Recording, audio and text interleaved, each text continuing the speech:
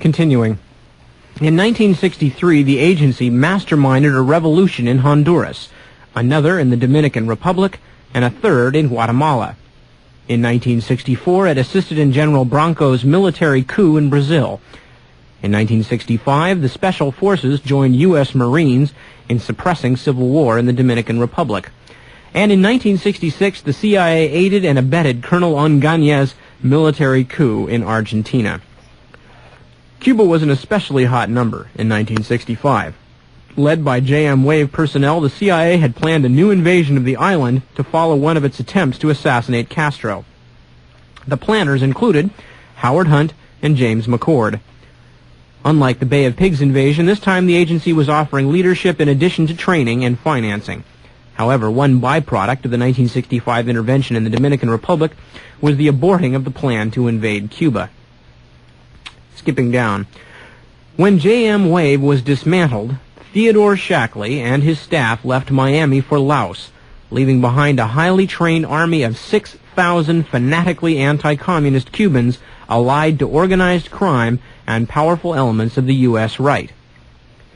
In 1966, following the Tricontinental Congress, which proceeded without Ben Barka — this is because Ben Barka was assassinated, by the way — a counterfront, the World Anti-Communist League, WACL, was chartered in Seoul, South Korea, by hardline reactionaries from the world over. That same year, Agenter Press, sponsored by WACL and the intelligence agencies of the United States, France, and Portugal, was created in Lisbon as a cover-up for OAS terrorists and other European fascists. Led by the Frenchman Yves Guérin-Serac, its aim was the subversion through espionage, sabotage, and murder of all that the Tricontinental Congress had stood for. In that same period, Cuban exile activist organizations sprouted all over Miami's Little Havana. They spawned, in turn, terrorist subgroups like Alpha 66 and Omega 7, whose more notorious leaders, Guillermo and Ignacio Novo, Orlando Bosch, and Nazario Sergen, had all been trained by the CIA. Between 65 and 71, they staged sporadic acts of sabotage and assassinations, with Guillermo Novo repeatedly arrested only to be released each time. Cubans, terrorists among them, were also being paid by Santo Traficante and the Syndicate to help spin their intricate U.S. narcotics web. And they also found the time for dirty tricks on behalf of Richard Nixon and his White House staff.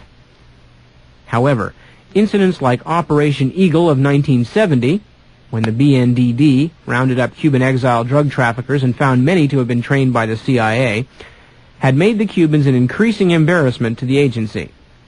As the 70s began, the CIA's Cubans had become an angry, confused, and divided lot, who felt betrayed by their former employer. Still, they experienced a comeback midway through 1971, when the powers that be, creep in the fore — of course that was Nixon's committee to re-elect the president — when the powers that be, creep in the fore, again sought their services. And in 1973, with the military in power in Chile, they found a new employer in the ruthless Chilean secret police, DINA, D-I-N-A. Other dictators south of the border have since followed suit. Continuing. In 1974-75, a reign of terror struck Miami's Cuban community as opponents of Orlando Bosch were liquidated. The campaign continued well into 1976, during which Miami was rocked by over 700 bombings. And that year there was a notable upsurge in Cuban exile activity beyond the territorial U.S. On April 6th, 2 Cuban fishing boats were attacked and destroyed, and 1 fisherman was killed. On April 22nd, a bomb exploded at Cuba's Lisbon embassy, killing 2 and seriously wounding several others. In June of 1976, in the Dominican Republic town of Bonao, the Cuban Action Movement, the Cuban National Liberation Front, Brigade 2506, F-14, and the Cuban Nationalist Movement merged as Bosch's Coordination of United Revolutionary Organizations, or CORU, C-O-R-U. On July 5th, a bomb exploded at the office of Cuba's UN delegation. On July 9th, another went off at Kingston Airport in Jamaica in baggage about to be loaded onto a Havana-bound Cuban flight. The next day, there was an explosion at the Bridgetown, Barbados office of British West Indian Airways, which also represented Cubana de Aviación. On July 17th, bombs went off in the Cuban airline office and embassy in Bogota, Colombia. On July 23rd, a Cuban technician was killed in Mérida, Mexico, trying to stop the abduction of the Cuban attaché. On August 9th, terrorists kidnapped 2 diplomats assigned to the Cuban embassy in Buenos Aires. On August 18th, a bomb exploded at the Cubana de Aviación office in Panama. On September 21st, Chile's former Secretary of State Orlando Letelier and his co-worker Ronnie Carpin Moffett were killed in Washington when a bomb decimated their car. On October 6th, yet another explosion gutted a Cuban airliner off Barbados, killing 73. Interrupting here, remember that bombing of the Cuban airliner. We're going to touch right back on that in a second. On November 7th, one exploded at the Cubana de Aviación office in Madrid. Finally, on November 9th, kidnappers seized an Argentine employee of the Buenos Aires Cuban embassy. Orlando Bosch's army of anti-Castro Cuban terrorists was responsible for all these acts. When the Cuban airliner went down, Bosch himself was arrested in Venezuela.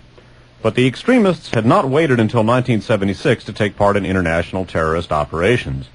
In 1975, 100 anti-Castro Cubans joined European fascists in the Army for the Liberation of Portugal, or ELP. From neighboring Spain, the ELP, whose core comprised Agenter Press OAS veterans, attempted to overthrow Portugal's progressive military regime. The 1975 attempt in Rome on the life of Chilean Christian Democratic Party leader Bernardo Leighton was a joint action of DINA, the youth wing of the Italian Fascist Party, MSI, and anti-Castro Cubans. The 1976 murder of Letelier and Moffett, a Dino Carew job, was planned in Miami. 4 of the 5 Cubans involved in it were CIA veterans of the Bay of Pigs invasion. The Leighton attempt and Letelier murder were each coordinated by the American-Chilean DINA agent Michael Townley. All right. Well, you will remember, of course, the bombing of the Cuban airliner, of course, particularly tragic case. Many people killed. Most of them, I think all of them, in fact, civilians. Some of them members of the Cuban fencing team, I believe, or athletes. Quite a few of them athletes. Anyway, blown up out of the sky by Carew and by Orlando Bosch's team, but by one particular person who was involved, who we find very interesting at this point in time. Remember, we've been talking about these things, again, quite a few things that happened in the past, and one, of course, who tuned this broadcast in knowing that it was about the Iran-Contragate hearings might be asking, yeah, so what? Well, we're going to talk about one of the so whats right now. This is an article from the San Jose Mercury News for Thursday, October 16th, 1986. The article is headlined, Contra Figure Linked to Jet Bombing. The article is by Tim Golden, Night Ritter News Service, Dateline Managua, Nicaragua. Sandinista security officials said Wednesday that a Cuban exile, who allegedly helped run an El Salvador-based Contra supply operation, is an escapee from a Venezuelan jail, where he was being held for the 1976 bombing of a Cuban jetliner. Deputy Interior Minister Luis Carrion said Sandinista officials are convinced that Ramon Medina, identified by a captured U.S. pilot as the number 2 figure in the Contra supply operation, is, in fact, Luis Posada Carriles, spelled C-A-R-R-I-L-E-S, one of 4 suspects, including Orlando Bosch, charged in the Cubana airliner bombing that claimed 73 lives. Posada Carriles escaped from prison last year. Carrion said at a news conference Wednesday in Managua that Eugene Hasenfuss, the American captured 2 weeks ago, had identified Posada from photographs shown him by interrogators. He also cited other unidentified Sandinista intelligence sources he said indicated that Medina and Posada were the same person. Quote, "We are certain that it's him," Carrion said. Skipping down in the article. Posada Carriles was arrested in Venezuela a few weeks after a bomb exploded in a Cubana Airlines DC-8 shortly after it took off from Barbados on October 6, 1976, heading for Havana. A naturalized Venezuelan, Posada had worked for Venezuelan military intelligence. Venezuelan authorities accused Posada and Bosch, a Cuban exile whose case has become a cause célèbre in some exile circles, as the, quote, intellectual authors of the bombing. Posada Carriles escaped August 18, 1985, from a national penitentiary in San Juan de los Morros, 60 miles southwest of Caracas. Venezuela's justice minister told reporters after the escape that Posada had bribed a prison guard supervisor. Venezuelan press accounts put that payoff as high as $25,000, a sum financed, according to unconfirmed Venezuelan reports, by an anti-Castro group. Posada's presence in Central America had been announced over Miami radio stations late last year. Tomás Regalado, general news editor at WQBA radio station, said Posada's associates distributed a taped message from Posada to WQBA and other Spanish-language stations, in which he said he had escaped from jail because he expected no justice in Venezuela. Posada also said he was, quote, fighting communism in Central America, unquote. Now, again, remember that this fighting communism in Central America, that Posada Carriles, the man who the Sandinistas seem to think, and in fact we seem to think too, was involved in the bombing of the Cubana de Aviación airliner, taking 73 lives, is fighting communism. Just happens to be running a El Salvador-based contra-supply network, according to Eugene Hassenfuss, a man who ought to know. Many sources have since confirmed this particular account. This came out relatively early in a series of revelations about this scandal. Now, one of the things to remember, again, is Carriles' participation in the Air Cubana bombing.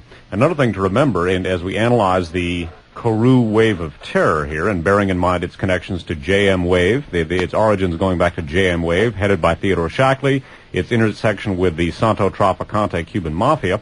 One of the things to remember now is that while this particular wave of terror in which Posada Carriles participated in was at the head of the CIA at that time was none other than George Bush. In our last broadcast, George Bush's name emerged in a big way. In fact, one fellow, Jesus Garcia, revealed that, quote, the Contra supply operation was, quote, George Bush's baby, unquote. We're going to take a musical break here in just a second, but bearing in mind the Posada-Carriles connection to the Air Cubana bombing and the Kourou wave of terror, George Bush's heading up of the CIA at this time, it's worth interjecting and pondering the following material. Going back now to the Great Heroin Coup by Henrik Kruger. The common denominator in Kourou, as well as Internacional Fascista, a combine of anti-communist extremist organizations chartered at an October 1976 meeting in Rome attended by Kourou representatives, appears to have been the CIA, or at least a faction thereof. Kourou's headquarters are in Miami. Originally, it was sustained by tight collaboration with the CIA and the Chilean junta's secret police. According to the Cuban former CIA agent Manuel Darmas, the CIA coordinated DINA's acts with Kourou's and supplied the latter with funds, advisors, and explosives. We're going to take a music break now, and we're going to come back as we take a look at some more players in the Kourou terror team, coordinated by either the CIA or an element thereof at that time, headed by George Bush. And we're going to take a look specifically at connecting links between the Iran-Contra operation and the assassination of Orlando Letelier, probably the biggest and bloodiest feather in the cap of the Kourou warriors. So don't go away. This is Nip Tuck. Dave Emery and myself will return in just a few minutes with more of Radio Free America right here on a rather extended musical break, but that's okay. Give you all a chance to get up and run around and shake off some of the fear and loathing inspired by the kind of stuff that we tend to present on the broadcast. What can we do, folks? We are a mirror of reality, and we can only show what is shown to us. So we have been talking, of course, tonight. For those of you who just tuning in and just heard a long extended musical thing and don't know what's going on, of course, this is Radio Free America. This is it's a Sunday night. It's usually one step beyond. However, because of some scheduling glitches of various sorts, we are doing Radio Free America tonight. It's the second part of our series on the Iran/Contragate hearings. Last time we dealt with the drug connections. Tonight we are dealing with the terror connections, although, as we have said several times during the course of the broadcast, they are inextricable in many ways.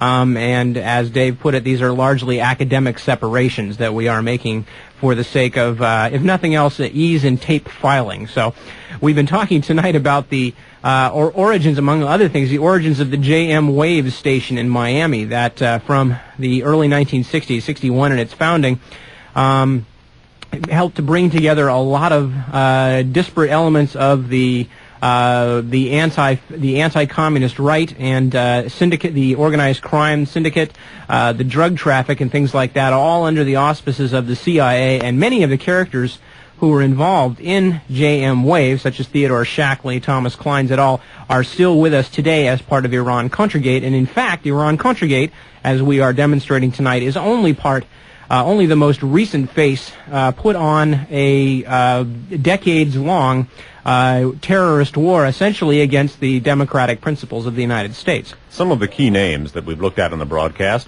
Robert Vesco, Santo Trafficante, Carew, Orlando Bosch, William Casey, who of course headed up the original investigation / cover-up into Vesco vis-a-vis the SEC, and Mr. Posada Carriles, a fellow who was in the Carew CIA wave of terror, George Bush being CIA director at the time.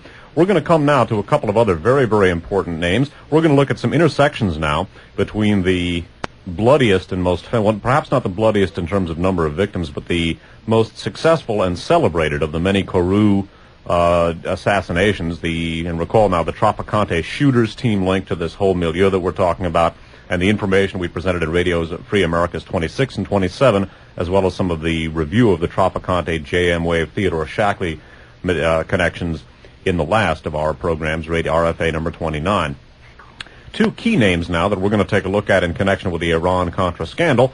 Then we're going to take a look at least one of their participation in the assassination of Orlando Letelier, and we're going to tie in the Letelier assassination with some of the players in the Iran-Contra scandal right now. Following article is from the San Jose Mercury of October 15th of 1986. Research credit on this to Ted Rubenstein, an excellent researcher who's been working with us for some time. This is a Washington Post story, dateline Washington, headlined, "Web of U.S. Contra violations alleged in Senator's staff report." Senator John F. Kerry, Democrat of Massachusetts, outlined allegations Tuesday from more than 50 sources that he said raised, quote, serious questions about whether the United States has abided by the law, unquote, in its relations with Nicaraguan rebels known as Contras over the past 3 years. Skipping down in the story, the report said most weapons shipments to Contra bases at Aguacate and La Ceiba, CEIBA in Honduras, quote, were allegedly conducted from the Dominican Republic, unquote. It said sources named a Frank or Francisco Chanes, C-H-A-N-E-S, a Cuban-American in the seafood business in Miami, as a major financial backer and arms supplier for Contra operations in southern Nicaragua, and linked him to Frank Castro, C-A-S-T-R-O, an unindicted co-conspirator in the narcotics ring purchase of the Sunshine Bank of Florida last year. The sources also alleged that a Chanes bank account received more than $206,000 in U.S. humanitarian aid funds this year. Repeated calls to Chanes went unanswered. Key names, of course, the aforementioned Frank or Francisco Chanes, also known as Paco in the Sheehan affidavit that we're about to touch on, and Frank Castro. More on both individuals, their roles in the Iran-Contra scandal, and Frank Castro's role in the assassination of Orlando Letelier coming up. Now, again, bear in mind, as we said, that the connection between the drug networks and the terror networks in many cases are not only indistinguishable, they're one and the same. But what's very important for our purposes here is also to note that these people are involved in the terror networks to begin with, also the drug networks, because, again, we're talking about Iran-Contra-Gate. We are daily faced in the news media with a parade of people professing their patriotism. That's a lot of P's. But a parade of people talking about Ollie North, what a great guy, Richard Secord talking about how, he didn't do it for profits, he did it for patriotism. Again, folks, the word they're using, when they're using the word patriotism, they're talking about things that most of us would talk about and we would call terrorism and drug smuggling. Recalling the phrase that patriotism is the last refuge of a scoundrel. Indeed. We're going to read to you a little bit here from the Daniel Sheehan affidavit, which is a supplement to the actual suit filed by the Christic Institute on behalf of Tony Avirgan and Martha Honey. Significant here, as we've talked about in the past, Tony Avirgan was badly wounded in the La Penca press conference bombing, in which Eden Pastora, the former Comandante Cero of one of the anti-Sandinista groups, himself a former Sandinista, was giving a press conference. Comandante Cero, Eden Pastora, had been resisting the incorporation of his group by the CIA-funded Contras. Remember, we're talking about CIA-funded Contras who are also dealing in drugs and illegal weapons and committing acts of terrorism. Aiden Pastora, whatever his true political beliefs are, had definite reservations about putting his group together with this other group. There was a massive explosion at the La Penca press conference. Several people were killed. Many reporters were injured. Aiden Pastora himself was badly injured. One of the reporters, Tony Avirgan, along with his wife, another reporter, both for NPR, Martha Honey, put together a lawsuit with the help of the Christic Institute and the Christic Institute's chief counsel, Daniel Sheehan. That is, in fact, the affidavit we're going to be dealing with tonight at some length. Here's a small portion. That's why the legal language, but they're talking again about Paco Chanes, who Dave just mentioned, and some other folks, including John Hall, an American expatriate with links to John Singlob and the World Anti-Communist League, and through him directly to the Reagan administration. And again, we used this affidavit in our last broadcast. We'll be coming back to it throughout the course of the series. Reading from the Sheehan affidavit on page 30. In early 1986, plaintiff's counsel established contact with source number 54, a man actively engaged in the trafficking of cocaine with defendant Francisco Paco Chanes and defendant Dagoberto Nunez, which source communicated to plaintiff's counsel detailed information confirming the participation of defendants Chanes, Nunez, and Hall, remember that's John Hall, in the smuggling of cocaine into the United States through Miami and Memphis. Source number 54 supplied plaintiff's counsel with the names and whereabouts of some half-dozen pilots who flew guns, ammunition, and C4 explosives from the United States to John Hall's ranch in Costa Rica, and who flew cocaine back into the United States from defendant Hall's ranch.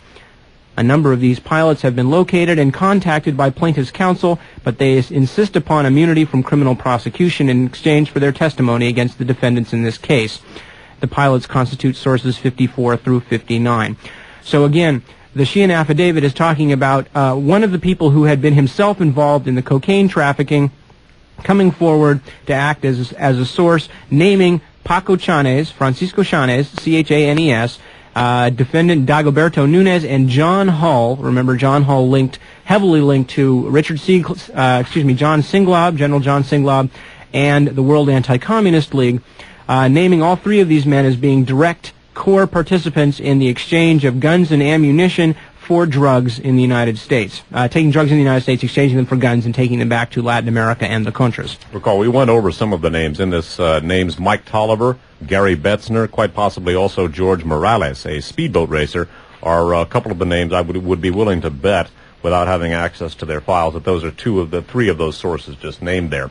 But again, remember Francisco Paco Chanes, his role in the Iran-Contra operation, or the Contra supply effort, I should say, it doesn't have anything to do with Iran, at least not as far as we've been able to determine so far, and also his association in this effort with one Frank Castro. We're going to learn more now about Frank Castro and his role in the aforementioned assassination of Orlando Letelier, his participation in the Kourou CIA-directed operation, the Kourou Milieu, right now. Reading from a book about the assassination of Orlando Letelier. It's called Assassination on Embassy Row. It's by John Dinges, D-I-N-G-E-S, and Saul Landau, L-A-N-D-A-U, published in hardcover by Pantheon Books of New York, copyright 1980. Out of Frank Castro, his participation in Kourou, and his merging of his own organization with Kourou, the authors write as follows. And again, bearing in mind the Kourou Milieu's involvement with the assassination of Orlando Letelier. In early June, Miami buzzed with rumors about a large group of exile heavies converging on Bonao, a mountain resort town in the Dominican Republic. The alleged organizers of the meeting were Bosch and Frank Castro, a Cuban exile who had married into an influential Dominican-based family. The meeting ended in mid-June with a consensus for action and the formation of a new group, Kourou, the Commando of United Revolutionary Organizations. Word reached Miami that Kourou, which sounds in Spanish like a rooster's crow, had an impressive membership. Although Bosch's minuscule Cuban action group was listed first, Kourou included the leaders of the Bay of Pigs Veterans Brigade 2506, the largest and most respected of the exile groups, with almost 1,000 active members, Frank Castro's Cuban National Liberation Front, and Felipe Rivero's CNM, groups that claimed adherence with long action records. And I would interrupt, of course. We looked at Brigade 2506, Felix Rodriguez, his involvement with this entire team from the date of the shooters team put together by Trafficante, and his connections to George Bush. Now, again, the assassination of Orlando Letelier is rather interesting for our purposes for a variety of reasons. One of them is that this is another one of the set of major crimes that brings together several of the principals in this JM Wave operation, or what was originally the JM Wave operation, and brings them together in interesting and odd ways. Yeah, again, JM Wave was the Miami station back in the early 60s, as we looked at not only in our last broadcast on the subject, but in Radio Free America shows 26 and 27. That same team stuck together and has continued to operate. Just by way of clarification, JM Wave itself disappeared, but Nip quite correctly has touched or has pointed out that the same team remained together. So in a sense, the JM Wave rolled around the world. Yes, indeed. One of the interesting things about the death of Orlando Letelier, the man who had been formerly basically the right-hand man to Salvador Allende, had been badly mistreated in Colonia Dignidad in Chile after the 1973 CIA-aided coup down there, had come to Washington and was essentially the sort of Banquo's ghost at the feast as far as the Chilean military junta went, because he was in Washington with his group very publicly speaking about the crimes of the Chilean military and not coincidentally about the crimes of the CIA and helping to bring the Chilean military junta to power.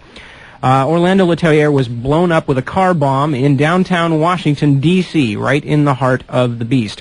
And what's interesting about the case, well, a variety of things interesting about the case. One of the most interesting is that at the time of Letelier's death and the subsequent cover-up, which was very intense and very sophisticated, the man in charge of the CIA, the director of the CIA, was our own Vice President George Bush, a man who, not insignificantly, has been hovering in the background of the entire Iran-Contragate hearing and would be himself probably strongly implicated at this point in several of the drugs aspect of it, were it not for the death of Stephen Carr, detailed in our last show. He should be hovering in the foreground, but one of the aspects we're going to be coming up to in our last broadcast is that, in fact, the most important aspects of the case have been submerged. But George Bush's name emerged repeatedly in our last broadcast on the subject, people referring to the Contra supply effort as George Bush's baby, the many references by various people involved in the drug smuggling that we've touched back on in this program went back to George Bush as the ultimate prime mover in this situation. We're going to read a little short segment right now from a book that we've used quite a bit on these broadcasts. Death in Washington, The Murder of Orlando Letelier by Donald Freed with Dr. Fred Landis. And this book was published in hardcover by Lawrence Hill and Company, copyright 1980. Now, the person that they're referring to as Townley is a man by the name of Michael Vernon Townley. Townley is interesting because he was holding a rank in the Chilean DINA, the Chilean secret police, and was himself apparently the practical mastermind of the assassination of Orlando Letelier. But Townley himself was an American, part of a CIA-linked family in Chile. And interestingly enough, the ties of the CIA into the Chilean secret police's assassination of Orlando Letelier are very strong, and that was one of the reasons that George Bush had to work so hard when he was the DCIA to cover up the connections, and why he had to bring in all of his assets, people like Buckley, Arnaud de Borgrave et al., to try and miscast the truth. Anyway, we're going to hear another rather significant name for our purposes linked with Townley from Freed and Landis's death in Washington.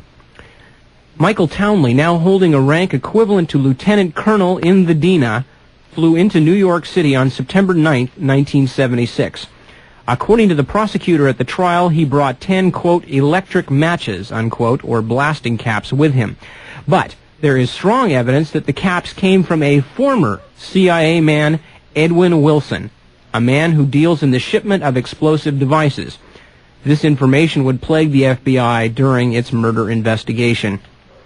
A bunch of things interesting about Wilson's connections. We're going to be talking more about Ed Wilson later on because the La Penca bombing just mentioned, which is the cause for the Sheehan affidavit and the entire Avirgan honey suit being pushed by the Christic Institute, the Lepenka bombing was apparently brought off by a man who was in fact recruited by Ed Wilson and Frank Turpel, and in their Libyan their days of glory in Libya with Muammar Gaddafi. In fact, one of what the Letelier assassination represents in terms of its significance in this broadcast is really the transition to a large, long discussion on the Wilson team. For years on these broadcasts, and Mae Russell for even longer, we have been talking about the Turpel-Wilson team and its significance, its connections, its prime role in instituting terror around the world. In particular, terror which is made out to look like left-wing terror, and which then serves, as we've cited so often, as the pretext for the restriction of civil liberties at home and military expansionism abroad. We're going to be taking a look at the Turpel-Wilson team both in this and the next broadcast. Some Radio Free America references, which you can go to in order to get information on Turpel-Wilson. Need Death in Washington up there, Nip. Oh, okay. There we go. But some Radio Free American references. Radio Free America number 4, of course, which focused on the Turpel-Wilson team specifically. We came back to the Turpel-Wilson team in our series on the Pope shooting. We touched back on them yet again in our for Radio Free America program number 22. We looked at we looked at Edwin Wilson, his involvement with the Nugan Bank, among other things, in Radio Free America number 25, and at the end of our last broadcast, the first of our Iran-Contra programs, Radio Free America number 29. And Edwin Wilson has been involved, as we said, in just about every major intelligence operation since in the last 25 years, including the assassination of Orlando Letelier. We're going to go back to the Wilson role and his cohort Frank Turpel's role in the assassination of Orlando Letelier right now, and we're going to bring up a name which is very important. We're going to follow up with more detail on this particular name, but a person we're going to come back to in the next broadcast as well, a man named J. Stanley Pottinger. Reading once again from Death in Washington. Townley met with Frank Turpel once a week. Townley met with Frank Turpel 1 week before the Letelier murder, on the same day that he met with Senator James Buckley and aides in New York City.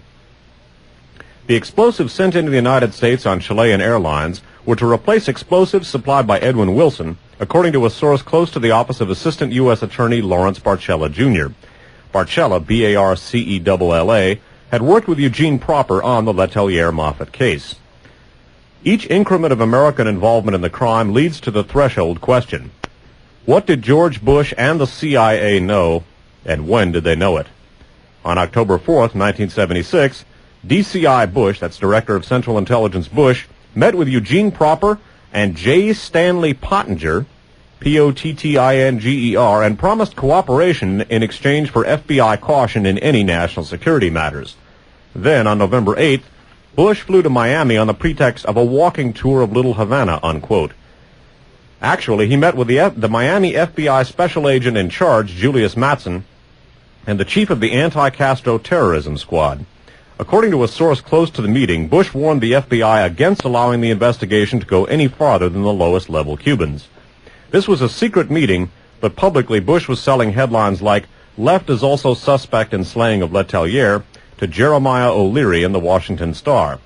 And just the week before, on November 1st, the Washington Post had quoted both Bush and Kissinger to the effect that the junta was not involved. This is obstruction of justice and misprision of a felony at the least. Why would the director of the American Central Intelligence Agency violate the law in the interests of the Chilean junta? So again, the Turpel-Wilson connection to the assassination of Orlando Letelier, the role of J. Stanley Pottinger and George Bush in covering up the CIA's connections to this assassination are to be thought about here. And J. Stanley Pottinger is a very interesting fellow. We're going to be coming back to him, as I said, in the third part of our Radio Free America series on Iran-Contragate. Right now we have a little bit more about Pottinger and DCIA George Bush et al. This is from Labyrinth, originally copyright 1982, written by Eugene M. Proper and Taylor Branch, published in '82 by Viking Press. Proper being one of the people who helped prosecute the killers of Letelier. That's right. And the he being referred to at the beginning of this is, in fact, Eugene Proper, who has just been, who's on the case and is investigating the assassination of Orlando Letelier and the murky series of connections between the people apparently involved. The next day, Proper received a call from Stanley Pottinger. Assistant Attorney General in charge of the Civil Rights Division of the Justice Department. Pottinger introduced himself over the phone and said he had been speaking with representatives of the Institute for Policy Studies, who thought the Civil Rights Division should take over the Letelier case because of its political overtones. The Civil Rights Division offered certain advantages, said Pottinger, through statutes that made murder a federal crime as a violation of civil rights. What did Proper think? Instantly guarded, Proper replied that he already had ample federal jurisdiction through the Protection of Foreign Officials Act, whose murder and conspiracy provisions carry maximum life sentences. In addition, he had 2 counts of first-degree murder and numerous related charges. The Civil Rights Division could prosecute none of these offenses, nor could its statutes bring to bear such severe penalties. At this, Pottinger retreated a bit, saying he had not realized that Letelier was covered by the Foreign Officials Law. It would be better for the U.S. Attorney's Office to hit the killers with the full weight of murder charges. Pottinger added that he wanted Proper to know that he and the Civil Rights Division were eager to help in any way they could. Proper thanked him. It was time to be gracious, and Pottinger's offer of assistance clicked with the problem on Proper's mind. He was thinking of the rain and the intimidating CIA building. He had just been left standing out in the rain trying to get into the CIA building in the passage just before this. So he told Pottinger he was afraid he would not get cooperation from the agency. Did Pottinger have any ideas? Instant, warm confidence shot through the telephone line. The Assistant Attorney General replied that he happened to be a personal friend of the CIA director himself, George Bush. Pottinger called him George. For him, the CIA director was only a phone call away. Would Proper like an appointment? By that afternoon, he, meaning Proper, Cornick, and Pottinger were scheduled for lunch with Director Bush at CIA headquarters on Monday. A Justice Department limousine would pick them up at noon. Proper whistled to himself. This was known in Washington as access. And of course, the J. Stanley Pottinger role in coordinating his good friend George Bush's contacts with the Department of Justice should be borne in mind here. The fact that J. Stanley Pottinger is an associate of a man named Cyrus Hashemi, we're going to deal with at considerable length in the next broadcast. And of course, devotees of this program, people familiar with our archives, will recall that J. Stanley Pottinger for 9 years was Gloria Steinem's lover, Steinem herself, with many, many CIA contacts. So J. Stanley Pottinger, one of the names to bear in mind for future reference. Now, again, the point that we're making here is that the Tropel Wilson team is the team that we're looking at in Iran-Contragate. It's going to read you an article which will sum that up rather nicely. This is from the New York Times for Thursday, June 18, 1987. The headline, Ex-CIA official may link Secord to disloyal agent. They should, by the way, put disloyal in quotation marks. The man who smuggled arms to Libya reportedly had ties with retired general. The article is by Fox Butterfield, a special to the New York Times, Dateline Washington, June 17th. A retired CIA official is expected to tell Congress next week of a financial link between Major General Richard V. Secord, a key figure in the Iran-Contra affair, and Edwin P. Wilson, the renegade CIA agent convicted of smuggling arms to Libya, according to congressional investigators. In addition, the investigators said several Defense Department employees will testify that some senior Pentagon officials, apparently including Defense Secretary Caspar W. Weinberger, knew about the secret arms sales to Iran in 1985 well before President Reagan approved them in a presidential, quote, finding in January of '86. Mr. Weinberger has insisted that he did not know anything about the transfer of American-made TOW anti-tank and Hawk anti-aircraft missiles to Tehran until President Reagan secretly authorized them in early 1986. The testimony by the Pentagon employees and the former CIA official Glenn Robinette, R-O-B-I-N-E-T-T-E, is to come when the congressional committees investigating the Iran-Contra affair resume their hearings. He will indicate that though Mr. Wilson has been under arrest since 1982, a network of former CIA agents and military officers he helped establish to sell American arms abroad has continued, the investigators say. In fact, according to investigators, Mr. Wilson's ring formed much of the structure for the private foreign policy, selling weapons to Iran and providing money to the Contras that was run out of the White House by Lieutenant Colonel Oliver L. North. Okay, a couple of points to be made real quickly. First of all, although we're not going to go into it in great depth tonight, I personally would like to take issue with this concept that this ring was run out of the White House by Oliver North. Although Oliver North has not yet testified, and this has not all yet received the sanction of the official press, this is the way it is, kind of a routine. Let's make something clear. Oliver North worked for most of these people throughout a large portion of his career. He has been what's the word I'm looking for? He has been a subsidiary, I guess. It's not the right term, but anyway, he's a subordinate, excuse me, of people like Theodore Shackley et al. He has, in fact, worked for them. What Oliver North was, as far as I can tell, and I probably speak for Dave in this too, is he was the liaison to the White House. He was not, in fact, the mastermind of this plot, because this plot and others like it have been going on since long before Oliver North reached the position that he has recently gotten himself into in the White House. Secord, Kleins, Ed Wilson, this whole gang, Shackley, have been doing this for years and years. Ed Wilson, for reasons that we are still not sure, probably got on the wrong side of somebody or went too far to the point where he could no longer be covered as an asset any longer and was essentially, it looks, thrown to the wolves. He is now apparently providing some information to the Christic Institute suit, perhaps as by way of getting revenge. Because what Wilson did in Libya, as we will touch on briefly tonight, what Wilson did with Frank Turpel in Libya is exactly what Shackley, Kleins et al. Have been doing with Nicaragua and Iran. But for one reason or another, Wilson got in a situation where he was no longer protected. But to suggest that what he did was different and he was bad and these other guys were good, or to suggest that Oliver North was the mastermind, is a complete error, and that's something that has to be straightened out. Yeah, the major point of that article, however, is that this is the Turpel-Wilson team involved in the Iran-Contra scandal. As Wilson indicated, the team he put together stayed together, and the family that stays together plays together. And slays together. And the kinds of games, he took the words right out of my mouth, the kinds of games they play are very, very lethal for the people they play against. But again, the key point of that article, and one which is going to be developed further in a number of other stories to follow, the team we're looking at in the Iran-Contra scandal is the Ed Wilson team, the Wilson-Turpel team. This is why we have focused on it so heavily over the years. This is probably, if you had to start with one particular element, the Turpel-Wilson team is the single most important element in the U.S. intelligence apparatus.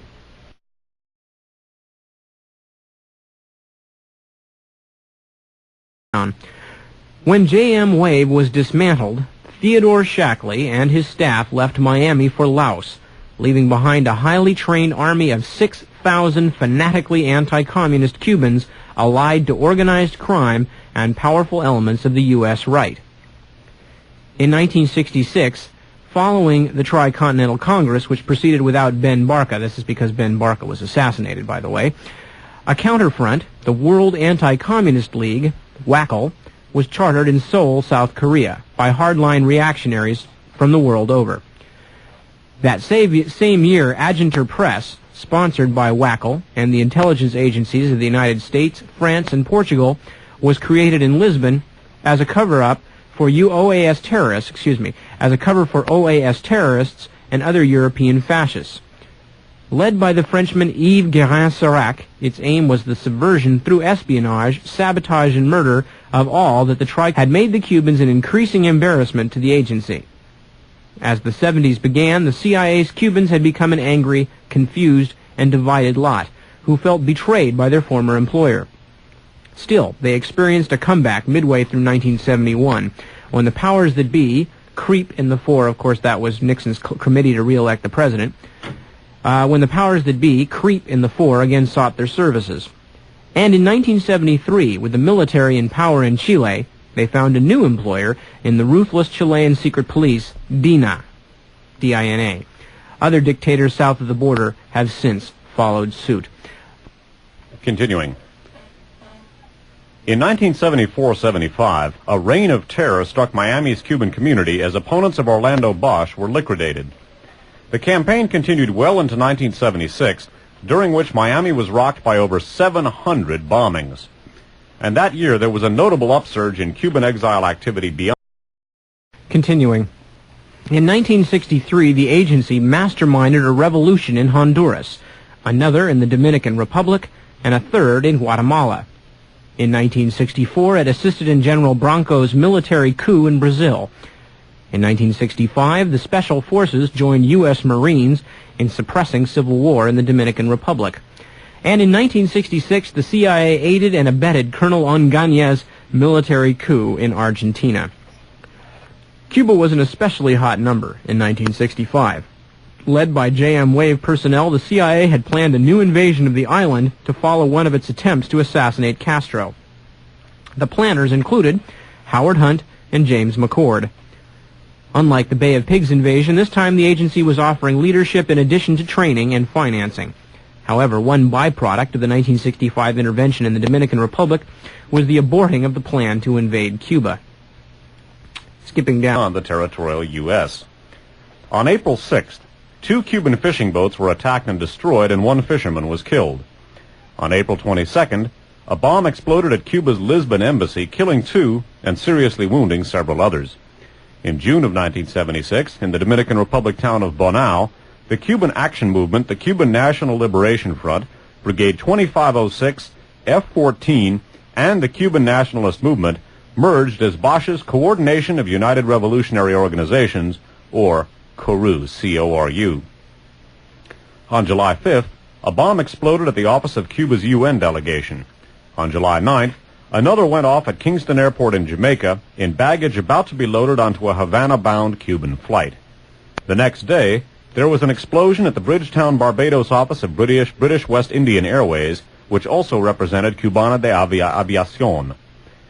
On July 17th, bombs Continental Congress had stood for. In that same period, Cuban exile activist organizations sprouted all over Miami's Little Havana. They spawned, in turn, terrorist subgroups like Alpha 66 and Omega 7, whose more notorious leaders, Guillermo and Ignacio Novo, Orlando Bosch, and Nazario Sergen, had all been trained by the CIA. Between 65 and 71, they staged sporadic acts of sabotage and assassinations, with Guillermo Novo repeatedly arrested only to be released each time. Cubans, terrorists among them, were also being paid by Santo Trafficante and the syndicate to help spin their intricate U.S. narcotics web. And they also found the time for dirty tricks on behalf of Richard Nixon and his White House staff.